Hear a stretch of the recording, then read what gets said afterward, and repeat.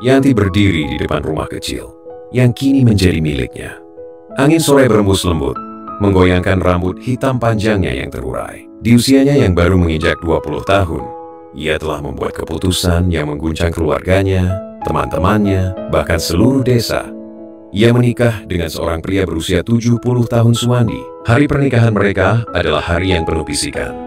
Semua mata tertuju pada gadis muda dengan gaun putih sederhana yang menggandeng seorang pria tua. Beberapa tamu tersenyum tulus, namun lebih banyak yang menatap dengan penuh tanda tanya dan cemuhan.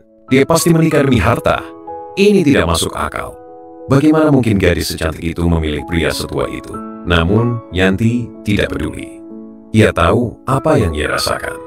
Suwandi adalah pria yang pertama kali memberinya perlindungan, kenyamanan, dan rasa aman yang selama ini ia cari. Sejak kecil, ia hidup dalam kemiskinan, bekerja keras untuk keluarganya yang tak pernah benar-benar menghargainya. Ia ingin sesuatu yang lebih dari hidup ini, dan ia menemukannya dalam sosok Suwandi. Malam pertama mereka sebagai suami istri berlangsung dalam keheningan. Yanti duduk di beranda rumah, memandangi bulan yang bersinar terang. Suwandi duduk di sampingnya, wajahnya penuh ketenangan. "Apa kau menyesali keputusanmu?" tanyanya dengan suara lembut. Yanti menoleh, menatap pria itu. "Tidak, aku hanya bertanya, bagaimana hidupku akan berjalan setelah ini?" Suwandi tersenyum. "Hidup kita tidak bisa ditebak, tapi aku berjanji akan selalu berada di sisimu." Mereka saling menatap, dan untuk pertama kalinya, Yanti merasa tenang. Ia tidak tahu apa yang akan terjadi di masa depan, tetapi malam itu ia percaya bahwa ia telah membuat pilihan yang benar. Namun, kebahagiaan itu tidak bertahan lama. Dalam beberapa minggu ke depan, hidup mereka akan berubah selamanya. Pagi itu, Yanti bangun dengan perasaan aneh. Kepalanya terasa ringan, perutnya mual. Awalnya, ia mengira itu hanya kelelahan. Namun, ketika gejala ini berulang selama beberapa hari, ia mulai curiga. Akhirnya, ia pergi ke klinik kecil di desa. Hasil pemeriksaan membuatnya terdiam. "Selamat, Anda hamil." Tangannya gemetar saat menyentuh perutnya. Ia hamil. Bayi itu adalah anaknya dan Suwandi. Sebuah kehidupan baru tumbuh di dalam dirinya. Ketika ia memberitahu suaminya, Suwandi hanya menatapnya dengan mata berkaca-kaca sebelum menariknya ke dalam pelukan. Terima kasih telah membawa kebahagiaan ini dalam hidupku," bisiknya. Namun kabar itu segera menyebar, dan desa kembali gempar. Bagaimana mungkin pria setua itu bisa membuatnya hamil? Tidak mungkin itu anaknya. Pasti dia berselingkuh. Gosip semakin menjadi-jadi. Orang-orang mulai mempertanyakan keabsahan pernikahan mereka. Keluarga Suwandi menuntut agar dilakukan tes DNA saat bayi lahir. Yanti merasa tertekan. Namun, di tengah semua itu, Suwandi tetap berada di sisinya. "Jangan dengarkan mereka. Kita tahu kebenarannya." Namun, apakah cinta mereka cukup kuat untuk bertahan menghadapi badai yang lebih besar? Hari demi hari berlalu, dan perut Yanti semakin membesar.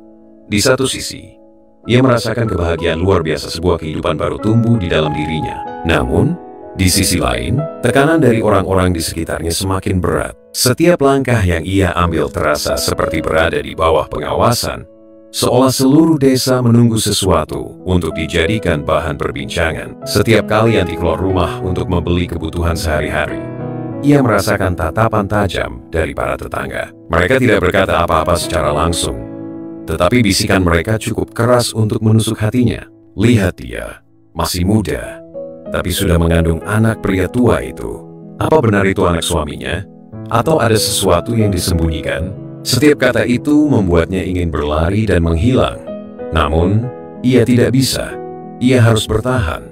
Bukan hanya untuk dirinya sendiri, tetapi juga untuk bayi yang sedang tumbuh dalam kandungannya. Suatu malam, saat ia sedang duduk di ruang tamu dengan Suwandi, seseorang mengetuk pintu. Ibunya datang dengan wajah tegang. Matanya menyiratkan kemarahan yang sudah lama dipendam. "Aku ingin kau melakukan tes DNA setelah bayi ini lahir," katanya tanpa basa-basi. Yanti menegang. Matanya melebar, menatap ibunya dengan tidak percaya. "Ibu tidak percaya padaku?" Suaranya bergetar. "Bukan itu masalahnya." Ibunya menarik napas dalam. "Tapi semua orang berbicara, Yanti. Mereka tidak percaya bahwa anak ini adalah darah daging Suwandi. Aku tidak bisa membiarkan ini merusak nama baik keluargamu." Yanti merasakan air mata menggenang di sudut matanya. Ia ingin marah, ingin berteriak bahwa semua ini tidak adil. Tetapi suaminya menenangkannya dengan menggenggam tangannya. "Baiklah," Suwandi berkata dengan suara lembut tapi tegas. "Kami akan melakukan tes itu jika memang diperlukan." Saat ibunya pergi, Yanti tidak bisa menahan tangisnya lagi. Suwandi memeluknya erat, membiarkan air mata istrinya membasahi bahunya. "Jangan biarkan mereka meragukan kita mengubah hatimu, Yanti. Aku tahu siapa yang sedang tumbuh dalam kandunganmu. Tidak ada yang bisa mengambil itu dariku." Hari yang dinanti akhirnya tiba. Rasa sakit yang begitu kuat menyerang Yanti, membuatnya menggenggam erat tangan Suwandi di sampingnya. Tangisnya bercampur dengan ketakutan. Namun di balik semua itu, ada harapan besar yang tumbuh di hatinya. "Kau bisa melaluinya, Yanti." Suara Suwandi bergetar. Matanya dipenuhi kekhawatiran. "Aku di sini. Aku tidak akan kemana-mana." Malam itu, suara tangisan bayi memenuhi ruangan. Seorang anak laki-laki lahir ke dunia, dengan mata jernih yang seakan melihat ke dalam jiwa mereka. Mata yang sama seperti Suwandi, namun kebahagiaan itu hanya bertahan sebentar. Kabar kelahiran bayi mereka menyebar dengan cepat ke seluruh desa, tetapi bukannya menerima dengan sukacita. Orang-orang justru semakin meragukan mereka. "Aku ingin melihat hasil tes DNA itu."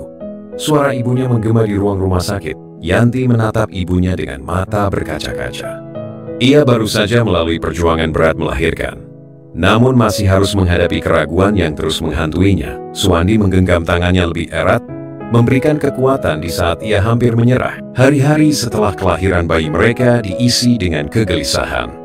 Hasil tes DNA yang telah dilakukan sedang dalam proses, dan seluruh desa menantikan kebenaran yang akan menentukan nasib keluarga kecil mereka. Ketika amplop berisi hasil tes tiba di tangan dokter, suasana mendadak sunyi.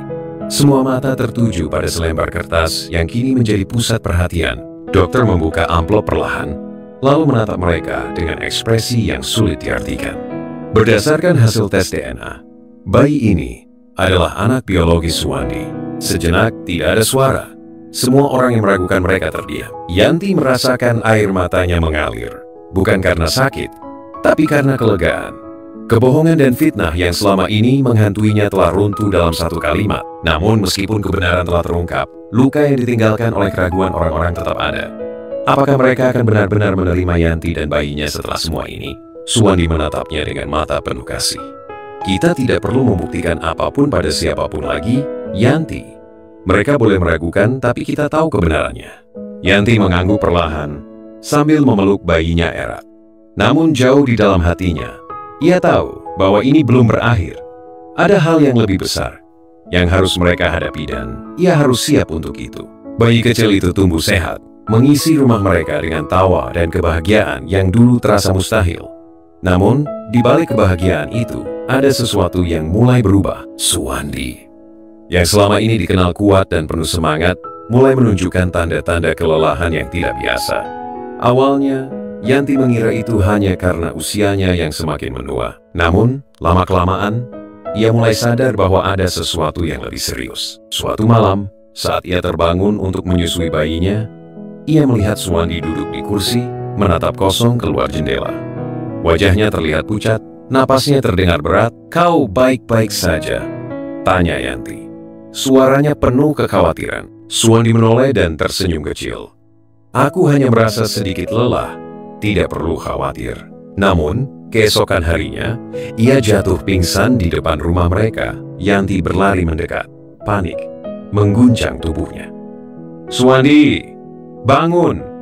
Tolong, ada yang bisa membantu?" Tetangga segera berdatangan, dan dalam waktu singkat, mereka membawanya ke klinik terdekat. Suasana di ruang tunggu begitu menegangkan. Yanti menggenggam tangan bayinya erat, berdoa dalam diam agar semua baik-baik saja. Dokter akhirnya keluar dengan wajah serius. "Kami akan melakukan pemeriksaan lebih lanjut, tetapi dari gejala yang terlihat, kondisinya cukup mengkhawatirkan." Kata-kata itu menusuk jantung Yanti. Bagaimana jika ia kehilangan satu-satunya orang yang selalu ada di sisinya? Malam itu, ia duduk di samping tempat tidur Suwandi, memegang tangannya yang terasa semakin dingin. Air matanya jatuh tanpa bisa ia tahan. "Aku tidak siap kehilanganmu," bisiknya dengan suara lirih. Suwandi tersenyum lemah. Jemarinya berusaha menyentuh pipi istrinya.